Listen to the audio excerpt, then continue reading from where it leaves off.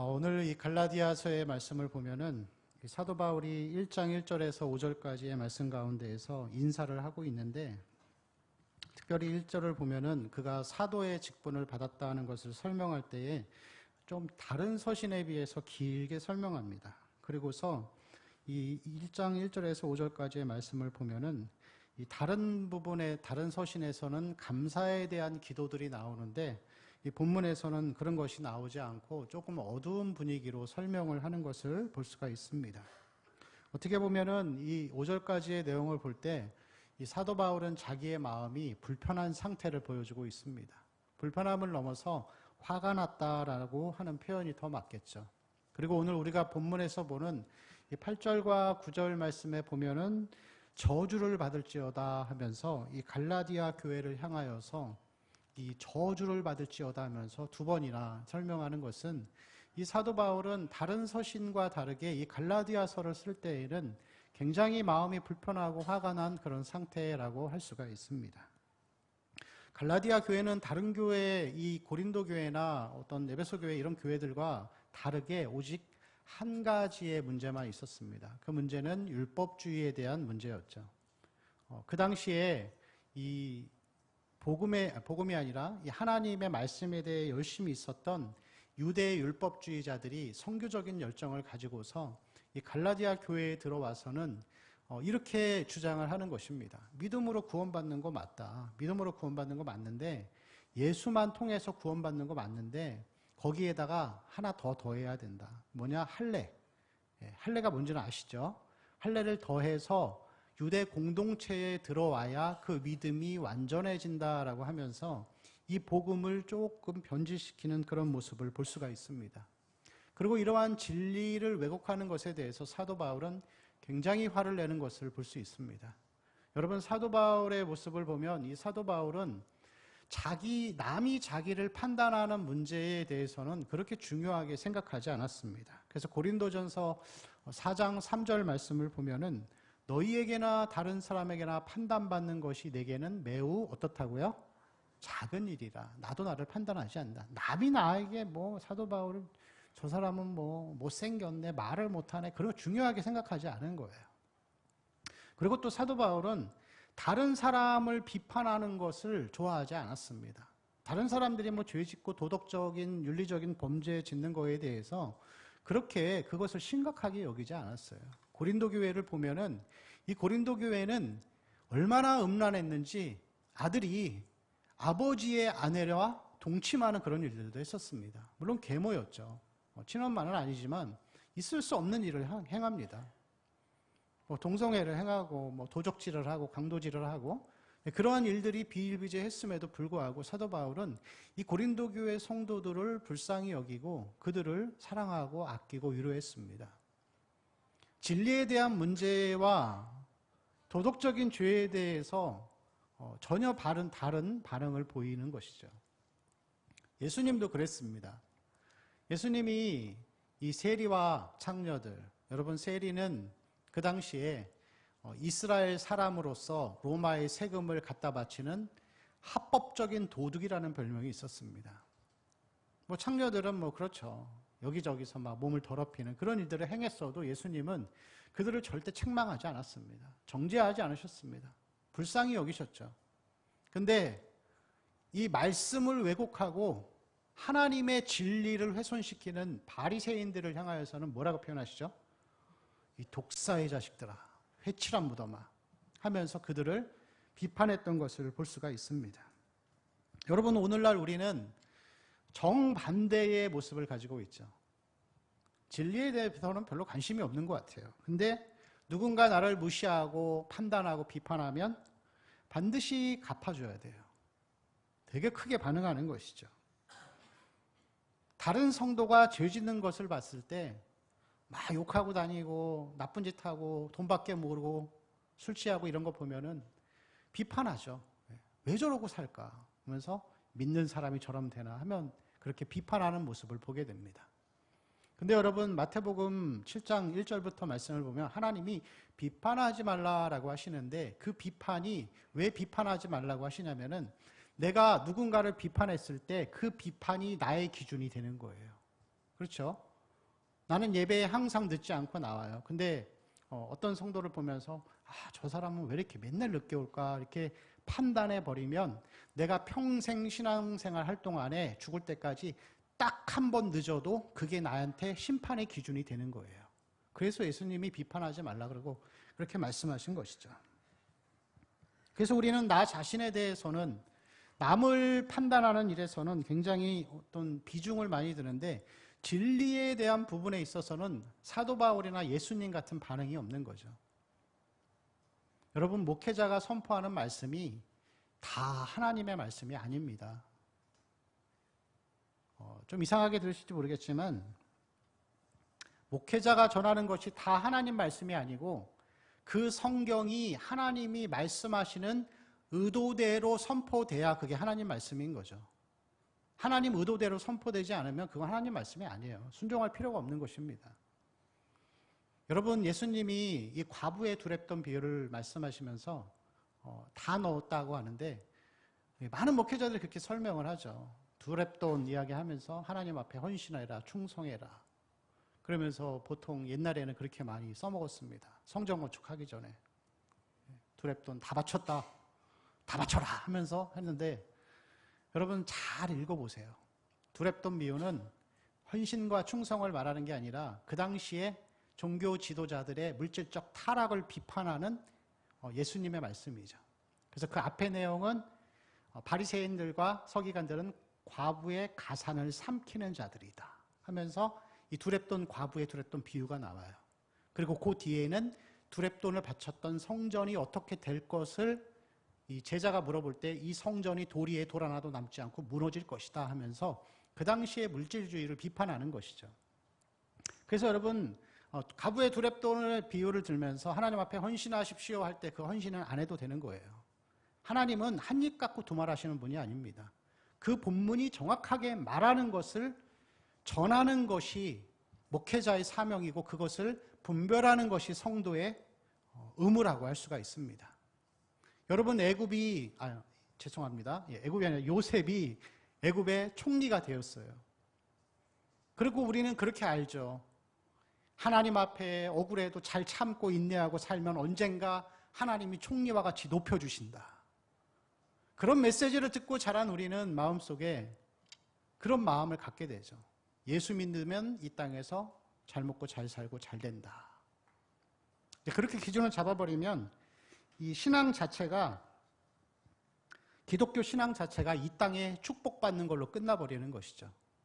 그렇죠. 여러분 요셉이 애굽의 총리가 된 것은 이 땅에서 열심히 살면 하나님이 존귀한 자리에 앉혀주신다는 게 아니라 요셉이 마지막 부분에 형제들을 데리고 오면서 거기서 이렇게 설명하죠.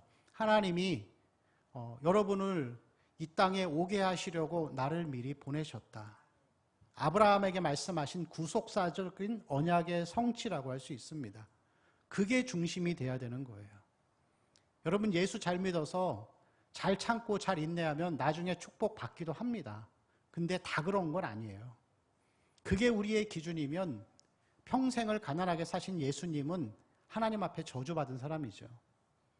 그렇죠. 예수 잘 믿어서 장수한다고 하면은 그러면 신약의 사도들과 선교자들은 젊은 나이에 다 죽었는데 그들은 다 예수님 하나님 앞에 버림받은 사람이라고 할 수가 있습니다. 우리는 끊임없이 이 진리에 대한 부분에는 관심이 적고 나를 비판하고 남을 비판하는 일에 우리가 열심을 내는 이유는 뭐냐면 우리의 신앙이 하나님 영광 중심이 아니라 자기 중심의 신앙이기 때문에 그렇습니다. 우리가 말로는 나는 하나님의 영광을 위해 산다고 하지만 그것은 말로 이루어지는 것이 아니라 우리의 입술의 고백을 보면 알 수 있고 삶의 자세를 보면 알 수 있는 것이죠. 여러분 그래서 구원이라는 것은 계속해서 나 중심에서 하나님 중심으로 바뀌어가는 것이 그것이 믿음이고 신앙이고 구원의 삶이라고 할 수가 있습니다.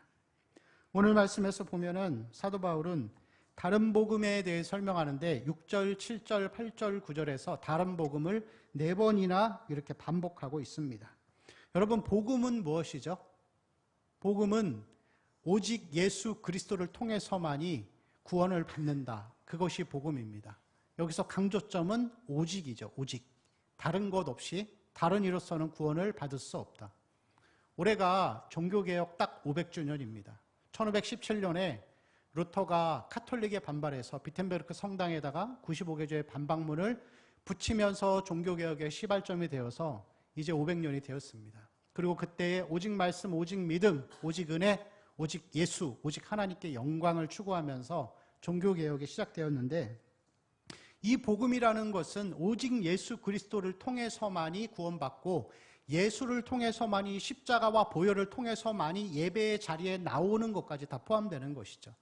반대로 얘기하면 이 복음이라는 것은, 이 다른 복음이라는 것은 이 오직 예수가 아니라 이 갈라디아 교회 성도들이 가졌던 것처럼 오직 믿음에다가 사람의 노력과 공로를 조금 더하는 거예요. 그게 여러분 율법주의고 다른 복음이라고 할 수가 있습니다. 이 갈라디아서의 내용을 보면은 1장부터 4장까지는 이신칭의에 대한 믿음을 가리키고 있어요. 오직 예수를 통해서만이 믿음으로 구원받는다. 그리고 믿음으로 구원받은 사람은 5장과 6장까지 해서 성령을 쫓는 삶을 살아야 한다. 이 두 가지의 큰 주제를 가지고 있습니다.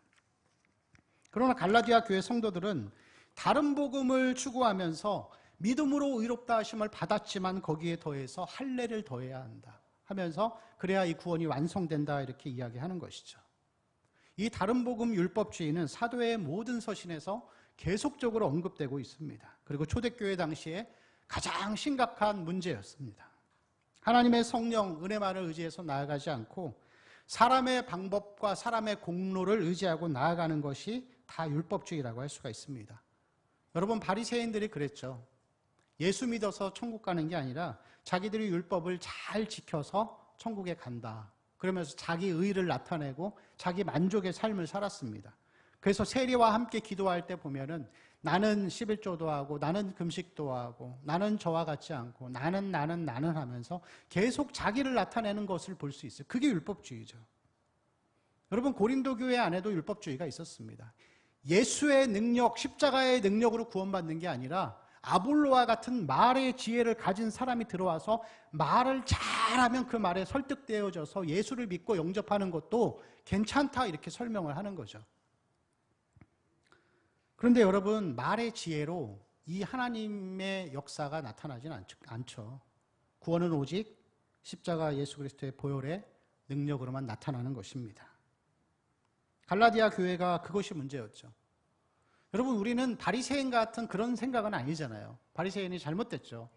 행위로 구원받는 게 아니라 믿음으로 구원받아요. 알고 인정하고 그것을 따라서 이 신앙생활을 하는데 문제는 뭐냐면 갈라디아 교회 성도들도 그랬다니까요. 믿음으로 구원받지만 할례 조금 더 해야 돼. 근데 결국은 그게 하나님의 영광을 가리는 거죠.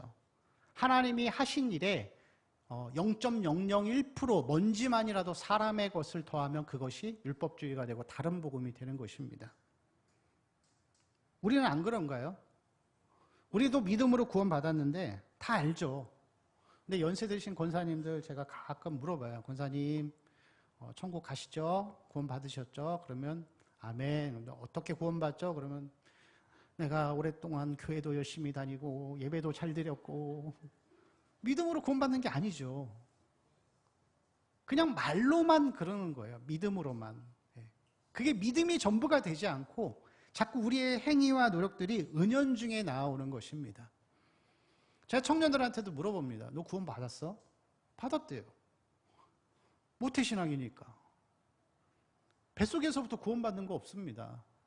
태어나서 자기가 인격적으로 하나님 만나고 십자가 보혈을 의지하고 죄인임을 고백하고 예수를 구주로 영접해야 구원받는 것입니다. 기독교 가정에서 태어났다고 해서 세례를 받았다고 해서 종교적인 의식들 11조 헌금 봉사 직분이 있다고 해서 구원받는 것이 아니죠. 내가 예배를 성실하게 드려서 구원받는 게 아닙니다. 구원은 뭘로 받는다고요? 십자가의 복음, 믿음으로 받는 것이죠. 우리가 하나님 앞에 나올 때 자꾸 우리는 우리의 노력을 더하려고 할 때가 있습니다. 마태복음 7장 20절, 21절 그 부분을 보면은 많은 사람들이 예수님 앞에 나와서 그럽니다. 주여, 우리가 주님의 이름으로, 예수 그리스도의 이름으로 선지자 노릇하고, 선지자 노릇이 무엇이죠? 목회자의 말씀 선포와 같은 것이겠죠. 병도 고치고 귀신도 쫓아내지 않았습니까? 자기가 했던 것을 얘기하잖아요. 주의 이름으로 병도 고치고 귀신도 쫓아내고. 그런데 하나님 예수님 말씀하시죠. 나는 너희들 모른다. 떠나가라 이 불법을 행하는 자들아. 구원은 내가 병 고쳐서 귀신 쫓아내서 이루어지는 게 아니라 예수 그리스도 십자가 보혈을 의지함으로 그렇게 이루어지는 것이라고 할 수가 있습니다. 여러분, 우리가 예배의 자리에 나아올 때도 그렇습니다. 예배의 자리에 나아올 때, 우리가 이 예배의 자리에 나아올 때 한 주간 내가 하나님 앞에 믿음 생활 잘했고 죄도 별로 안 졌으니까 당당하게 나오는 것은 아니죠. 반대로 여러분, 한 주 동안 내가 죄 많이 지었으니까 죄책감을 가지고 나오는 것도 아닙니다. 예배의 자리는 십자가 보혈을 의지해서 나아오는 것입니다. 죄를 지었으면 얼마나 많이 지었고 경건하게 살았으면 더러운 죄인이 얼마나 경건하게 살았겠습니까? 거룩하신 하나님 앞에 나오는 것은 중보자 되시는 예수 그리스도의 십자가 앞으로만 나아올 수 있는 것이죠. 성막의 내용이 그렇습니다. 문이 하나밖에 없는 이 성막은 오직 예수를 상징하죠. 그 예수 앞에 나와 예수를 통해서 나와서 또 예수를 상징하는 번제물의 피를 흘리는 것을 보면서 그것을 통해서 지성소에 있는 거룩하신 하나님을 만나는 것이라고 할 수가 있습니다. 그래서 이 예배의 자리는 우리가 믿음으로 십자가 의지해서 나아오는 것입니다. 여러분, 악기를 의지해서 나오는 것이 아니라 분위기와 화려한 조명이 있다고 해서 나오는 것이 아니죠. 여러분, 그게 나쁘다는 것이 아닙니다. 중요한 것은 뭐냐면 내가 악기가 있고 음악이 화려하고 어떠한 감정이 풍성해야 그것이 은혜인 것처럼 착각하고 나오는 것은 그것은 여러분 십자가를 의지하는 것이 아니라는 것이죠. 교회에 와서 이 화려한 악기들과 이 세션들과 싱어들과 함께 많은 사람들과 찬양할 때 은혜가 되는데 여러분 집에 가서 골방에서 문 닫고 악기 없이 찬송가 부르면서도 동일하게 은혜가 돼야 돼요. 그게 아니면 악기를 의지해서 나오는 거예요. 감정을 의지해서 나오는 것입니다. 여러분, 그게 다른 복음이라니까요. 십자가만이 자랑이 되고 십자가만이 나타나야 합니다. 감정에 의지해서 나오는 것은 그래서 옳지 않은 것이죠. 예배 시간에 감동적인 영상을 보여주거나 감동적인 예화를 이야기하거나 사람의 감동적인 간증을 통해서 사람의 마음을 풍성하게 하는 것은 십자가를 의지하는 것이 아니라 사람의 인위적인 방법을 통해서 나아오는 것이라고 할 수가 있습니다. 오늘 말씀에서 보면 이 다른 복음을 4번이나 사도가 설명하면서 7절 말씀에 이렇게 기록하고 있습니다. 같이 읽어볼까요? 시작. 다른 복음은 없나니 다만 어떤 사람들이 너희를 교란하여 그리스도의 복음을 변하게 하려 함이라. 아멘. 자, 다른 복음은 없다. 다른 복음이 있는 것을 이야기하는 게 아니라 여기서 다르다라는 표현은 헬라어로 헤테론이라 그래서 전혀 성질이 다른 것을 이야기하는 거예요. 그것은 남자와 여자, 개와 고양이 그 차이점이라고 할 수 있겠죠. 비슷한 게 아니라 다른 거죠. 그리고 사도 바울은 이 다른 복음에 대해서 2번이나 저주하죠. 사도는 그 다른 서신들에서는 저주라는 표현을 쓰지 않습니다. 그만큼 이것은 이 사도 바울에게는 너무 심각한 문제인 거예요. 사도 바울에게는 이 사람의 공로를 더하고 의지해서 나오는 것이 너무너무 큰 범죄라고 할 수 있습니다. 여러분, 세상에서 사람들이 범죄하고 살인하고 도적질하고 동성애하는 것보다 우리가 하나님 앞에 나아올 때 사람의 것을 의지해서 나아오는 게 더 나쁜 죄라니까요. 세상을 바라보면서 교회가 동성애하면 안 돼. 물론 하면 안 되죠. 근데 그게 문제가 아니에요, 여러분. 오늘날 교회 안에 십자가의 복음을 의지하지 않고 사람의 공로를 의지해서 감정을 조장하고 복음을 변질시키는 우리가 문제라니까요. 우리가 하나님 앞에 먼저 복음 앞에 서야 되는 거예요. 그게 여러분 정말로 우리가 심각하게 여겨야 되는 죄라고 할 수 있습니다. 우리가 예수의 십자가 외에 다른 것을 조금만 더해도 그것은 그리스도의 복음을 버리는 것과 똑같습니다. 갈라디아서 5장 2절부터 4절 말씀에 보면은 그렇게 기록되어 있습니다. 같이 읽을까요? 시작. 보라, 나 바울은 너희에게 말하노니 너희가 만일 할례를 받으면 그리스도에게서 너희에게 내가 할례를 받는 각 사람에게 다시 증언하노니 그는 율법 전체를 행할 의무를 가진 자라. 율법 안에서 의롭다함을 얻으려 하는 너희는 그리스도에게서 끊어지고 은혜에서 떨어진 자로다. 그리스도에게서 끊어지고 은혜에서 떨어진 자로다. 그렇게 표현하고 있습니다. 우리가 예배 자리에 나올 때마다 예수 십자가가 아니라 다른 것을 조금이라도 더하면 우리는 바리새인과 다를 것이 없는 것입니다. 여호와의 증인이나 카톨릭과 다를 것이 없습니다. 그래서 사도 바울은 속히 떠나라고 그렇게 기록하고 있는 것이죠. 이 율법주의는 굉장히 심각한 문제입니다. 종교개혁 시대의 루터는 이 율법주의를 깨고 오직 믿음의 신앙을 지키기 위해 자기 목숨을 바쳤습니다. 역사적인 기록을 보면은 루터가 자기 집 2층에서 그렇게 공부를 하고 있을 때 카톨릭에서 파견한 암살단이 자기를 죽이러 온다는 것을 알고서는 그 2층에서 커튼을 밧줄 삼아서 그 줄을 내리고 거기에 밀짚 모자를 쓰고 그렇게 내려와서 시골의 어떤 이 농사 짓는 밭길을 따라서 도망갔다라는 그런 기록들이 있습니다. 예수님 시대나 종교개혁 시대나 이 역사의 시대를 보면은 다 이렇게 율법주의에 대항해서 많은 사람들이 순교하고 그것을 떠나기 위해 있었습니다. 그런데 여러분, 오늘날의 우리 교회는, 한국교회는 어떤가요? 예수 십자가 복음, 예수 믿어서만 구원받는 거 알고 인정하고 그렇게 산다고 하지만 우리도 모르는 사이에 자꾸 나의 공로를 더하고 나의 것을, 사람의 것을 들여와서 감정을 조장하고 우리의 생각을 하나님 앞에 내어놓는 것을 우리가 볼 수 있습니다. 여러분, 정말 그것이 심각한 문제입니다. 세상이 타락하는 거는, 세상은 원래 타락해 있었습니다. 동성애는 소돔과 고모라 시대부터 있었죠. 문제는 교회가 먼저 교회돼야 합니다. 우리 안에 오직 믿음, 오직 십자가, 예수 그리스도의 십자가만이 나타나야 하는 것이죠. 율법주의에는 두 가지의 특징이 있습니다. 하나는 6절 말씀에 있는데 같이 읽을까요? 시작. 그리스도의 은혜로 내가 이상하게 여기노라. 사도 바울이 이상하게 생각하는 거예요. 이해가 안 되는 거예요. 왜냐하면 복음으로 세워졌는데 율법주의로 속히 떠나요. 금방 그렇게 갈 수 있다라는 것이죠. 우리는 믿음으로 구원받는 것을 알고 믿지만, 그리고 율법주의와 바리새인들이 잘못되어 있다는 것을 알지만, 중요한 것은 나는 그렇지 않다라고 생각할 때가 있는 거예요. 근데 여러분, 우리도 속히 빠진다니까요. 제가 새벽 예배 시간에 한번 얘기했는데, 하나님이 우리에게 기도의 제목을 주시는데 오랜 시간이 필요할 때가 있어요. 저는 저희 아버지가 교회를 안 다니셔가지고 아버지를 위해서 기도했는데 6살 때부터 기도했어요. 근데 돌아가시기 한 달 전에 구원받으셨어요. 그러니까 제가 계산을 해봤어요. 32년인가 걸린 것 같아요. 근데 여러분, 그런 기도의 제목 다 있으시잖아요. 10년, 20년 지나도 이루어지지 않는 거. 근데 이루어지고 난 다음에 많은 사람들이 그렇게 생각해요. 내가 열심히 오랫동안 기도했더니 하나님이 나의 응답을 들어주시는구나. 여러분, 내가 열심히 노력하고 인내해서 기도가 응답된 게 아니에요. 기도 응답은 하나님이 은혜로 주신 거예요. 내가 해서 되는 게 아니고 은혜로 주신 겁니다. 하나님이 오랫동안 기도하게 하신 이유가 있어요. 그 시간 통해 인내를 배우라는 거예요. 그 시간 통해서 하나님과 가까워지라고 얘기하시는 거예요.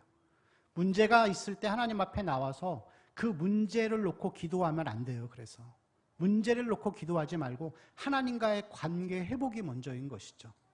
이 차이점이죠, 여러분. 내가 열심히 해서 기도 응답받은 게 아니고 하나님 은혜로 주신 겁니다. 내가 했다라고 생각하면 그게 율법주의가 되는 것이죠. 우리의 모습은 항상, 여러분, 우리는 죄인임을 인식하며 살아가야 하는 것입니다. 저도 그럴 때 있습니다. 저라고서 이제 그런 모습이 없는 게 아니죠. 가끔 제가 설교를 이렇게 하면은 우리 청년들이 설교가 끝나고 나서 목사님 은혜 많이 받았습니다. 도전 받았습니다. 하면은 마음속에 이제 그런 만족과 보람이 있어요. 열심히 준비해서 했더니 하나님 은혜를 주시는구나 하면서 마음속에 하나님이 은혜를 주셔야 한다라는 것을 알고 또 그렇게 준비를 하죠. 근데 이번에도 내가 열심히 해서 기도도 열심히 하고 금식도 하고 말씀 전했으니까 하나님 은혜를 주실 거야 하면서 그 다음 주에 설교하면 100% 설교 죽습니다. 나도 모르게 내가 열심히 했다라는 걸 자꾸 더하는 거예요. 우리 사람의 모습이 그래요. 그래서 여러분, 우리가 구원받은 이후의 신앙생활은 계속 예수 그리스도를, 십자가를 의지하고 그분을 알아가는 거예요. 그분의 삶을 배워가는 겁니다. 그 삶을 살아가는 자는 사도 바울과 같이 남이 나를 판단하는 거에 신경을 쓰지 않게 되죠. 남의 도덕적인 문제에 관심 가질 시간이 없어요. 하나님 앞에 내가 바르게 서는 게 중요하기 때문에. 이 율법주의의 특징은 두 번째로 10절 말씀 같이 읽을까요? 시작. 이제 내가 사람들에게 좋게 하랴. 내가 지금까지 사람들의 기쁨을 구하였다면 그리스도의 종이 아니니라. 율법주의의 두 번째 특징은 사람을 기쁘게 합니다. 사람이 중심이 되는 것이죠. 율법주의라는 말 자체가 사람의 노력과 공로를 자랑하는 것이기 때문에 그것은 반드시 사람 중심의 인본주의로 이어지게 되어 있습니다. 그래서 교회가 성전을 건축할 때도 건물을 잘 짓고 화려하게 짓고 이 세상의 문화와 비슷하게 지어서 사람들이 쉽게 교회로 올 수 있게 만들죠.